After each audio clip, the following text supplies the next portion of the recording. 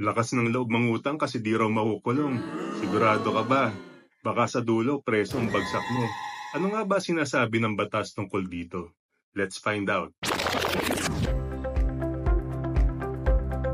Ang batas may komplikado? Huwag mag-alala. Dito sa JTR, Just the Rules, ipapaliwanag natin ito ng simple at klaro para sa iyo. Ayon sa Article 3, Section 20 ng 1987 Constitution, no person shall be imprisoned for debt or non-payment of a poll tax. Ibig sabihin, kung simpleng hindi mo kayang bayaran ang utang mo, hindi ka pwedeng makulong. Yes! Pero may mga exceptions dito. Isa-isahin natin ang mga ito.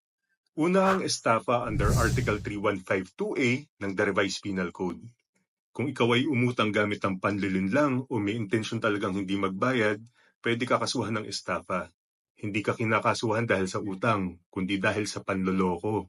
Pangalawa, nag-issue ka ng checking walang pondo bilang kabayaran sa utang o bilang seguridad sa isang utang. Maaari kang makulong dahil sa paglabag sa Bouncing Checks Law o BP22, hindi dahil sa simpleng hindi pagbabayad sa utang.